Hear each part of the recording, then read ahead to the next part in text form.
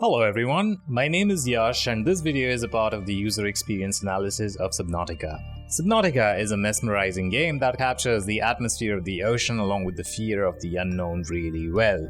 At this point, I've spent about 40 hours in the game on PC, and based on my experience with the game both as a player as well as a designer, I have some thoughts on certain UX decisions in the game and the problems I have faced because of those decisions. So with that, let's get started and I hope you enjoy this video.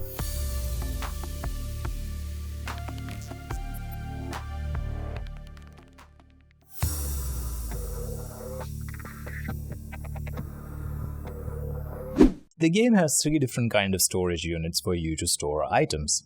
Each of these three have a basic opening mechanic that you trigger by left-clicking on it, but the latter two have a way for you to rename the locker as well, which you would also do by left-clicking just on a specific area around the label. Now, I've lost count of how many times I'd click on the wall locker with the intention of opening it, but instead end up triggering this renaming mode only because I mistakenly clicked on the label area instead.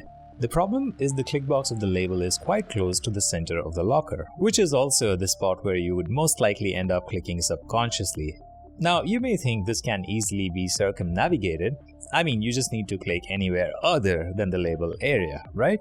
But that would mean expecting from the players to be conscious while carrying out this interaction that actually needs to be simpler, quicker, and smoother. The problem with the waterproof locker is slightly more complex than this, because apart from renaming and opening, it also has an additional mechanic of packing it, which, by the way, is also triggered by left-clicking, just on a slightly different part of the locker hitbox. Now, to be fair, the packing interaction only happens when the locker is empty, but still having three different interactions tied to a single control with the only difference being where you would click would most certainly be considered a significant UX issue. And to add to the problem, you actually have some momentum when you are swimming around, and pointing and clicking such small hitboxes requires a good amount of precision, which isn't exactly easy with all that momentum. And because of this, all three of these interactions require a fair amount of attention from the player, which can totally add up to their frustration. And the waterproof locker actually might be one of the most used early game items because this is your only storage option until you have access to wall lockers, which you can only make once you have a base. So it is actually very likely you may end up making a bunch of these waterproof lockers that would just be floating around randomly in the waters, which means this issue can become quite problematic with time. A similar problem also happens with another item in the game, the beacons. Beacons are these deployable items that will let you mark areas in the game world. Once you deploy a beacon, you can rename it by left-clicking on a specific area on the front of the beacon. If you don't do it right, you would end up grabbing the beacon back with you instead, so once again you'd want to be really precise in where you're clicking to be able to do this right. And again, with your momentum while swimming, this can become quite challenging. And what's important to note is a lot of times you'd be using the beacon in uncharted places, perhaps with creatures you may not be capable of fighting right now but might want to return to later on, or in situations where you found something interesting at the depths of the ocean but you're running out of oxygen so you have to leave. And what's common with a lot of these situations is they really need a quick interaction from you. You don't want to waste time going back and forth between grabbing and deploying until you get the renaming interaction right, because you might end up drowning or getting eaten by a sea monster.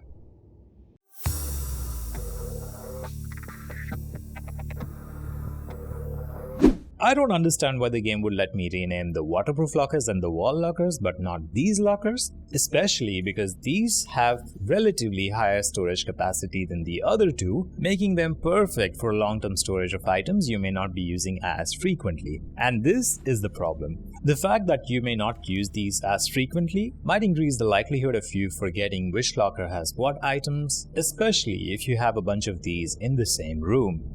Now for me, this was so frustrating that I actually found a workaround, which is using this sign, which by the way doesn't work on the locker's surface, so I just have to put it on the wall behind the lockers. I'm just going to enlarge this a bit and then rename it and maybe change the color, and we are good to go. And by the way, I like the use of colors to differentiate between different things here. I wish I could do that with the locker itself, which brings me to my next problem.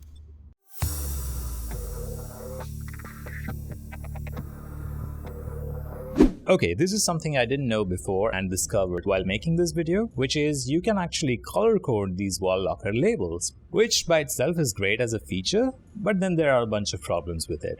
One, it is way too much hidden as a feature. I wish either there was an instruction for this somewhere, or perhaps some kind of affordance near the color picker to let me know that I can click it. This is especially important considering Subnautica, like many other games, has a lot of elements that may look like buttons but are actually purely aesthetic, uninteractive elements. So when you do have something interactive, it needs to be communicated better. My second problem with this revolves more around the general idea of color coding. You see, the main problem this solution is trying to solve is differentiating between different storage units relatively quicker. So instead of letting us color code just the label, why not just let us paint the entire unit? I mean, that will surely help differentiate between different locker contents. The only problem I see with this is maybe you don't want to end up with 3 different locker colors, and as you'll build more of these, it will get really colorful. So maybe finding a middle ground, say highlighting a specific area of the locker while retaining the rest of it, might be better. And while I'm at it, I'd also like to make the labels slightly larger and more legible. My last problem with this is the way you would change the colors. I really don't like cycling through several options if I can help it. And not to mention, the game already has a better color picking interaction for painting your vehicles, so why is this interaction not given the same amount of love? I mean, sure, you may not need to paint your vehicle as frequently as you might change your locker contents and by extension the names and colors of their labels. And I also feel that you don't want to end up with 5 different variants of red for each of your locker, but I surely wish there was a better way to do this. Perhaps like a middle ground between the two solutions, like a palette of predefined colors that would pop out when you click on the button, would have made more sense. But then again, we are not here to discuss solutions, so let's keep going.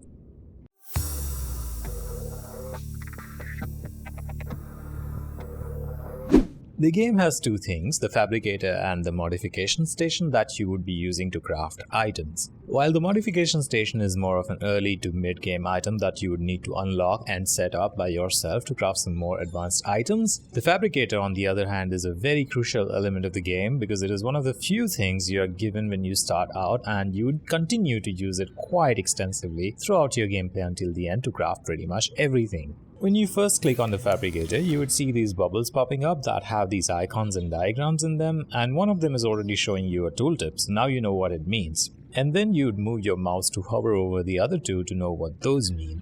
Now, I have a problem with this whole tooltip approach, but I'll get to that in just a minute.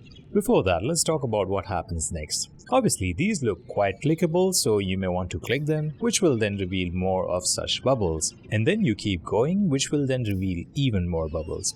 So essentially, this is how the information is laid out, where each column is corresponding to categories, subcategories, and items. Now, the first problem I have with this structure is not consistent. The last category that you see when clicked will show you straight up items without having any subcategory in between. When you have repetitive things that are structured in a specific interaction pattern, you'd end up developing some kind of muscle memory. And because of this, I've run into situations where I'd click on an item here while subconsciously expecting it to be a subcategory that would open up more bubbles, but instead I end up printing that item that I just clicked. And if I'm running low on those resources I just used, that would mean I made something I didn't need with resources I worked hard to collect that I could have otherwise put to better use. Besides, the modification station doesn't follow this same structure because it has no subcategories, so there is that level of inconsistency in these 2 functionally similar systems as well. I'd also like to point out that there is no visual separation or differentiation between items and categories and subcategories. They've kind of tried doing that by making these items colored while the other 2 kinda tinted in blue. But 1, even that is not fully consistent, as you can see here. 2, just this much visual separation is not enough. And 3, once again, the modification station doesn't like to follow the same pattern. The third problem I have with this is the tooltips that I talked about just a few minutes back. You see, tooltips are UI elements normally triggered by hovering over an item to show you more information about that item. You should never use it to hide crucial information that you know the user would need to carry out a specific task. In this case, I won't instinctively know what each of these icons mean.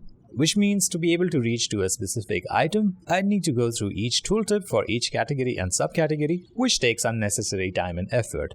Now, you could argue that if you spend enough hours in the game, at some point you would get used to this, and you would be right. But as a designer, this shouldn't be the approach that you should be having.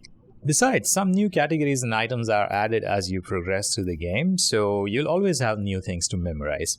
So then I wonder if instead of tooltips, perhaps having labels that are persistently visible might be a better option.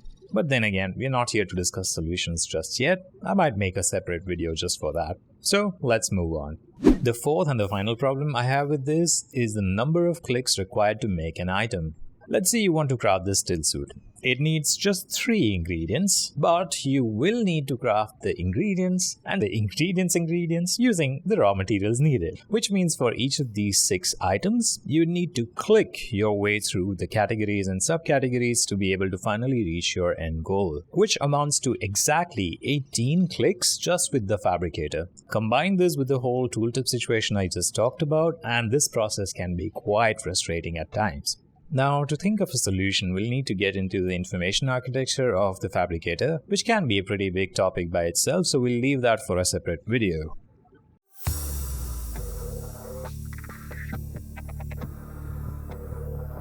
Each time you craft something in the Fabricator, it takes about 4 real-world seconds. You know, with the elaborate printing animation during which you cannot use the Fabricator, so you've got to wait. Now, you may think 4 seconds is not that much, and you would be right again, but when you have multiple items to be crafted one after the other, those 4 seconds can add up very quickly. Sometimes you may have multiple units of different items that you need crafted, like in the case of printing the still suit that we just talked about, while other times you may have multiple units of the same item, and I have a really good example for this that I'll get to in just a minute.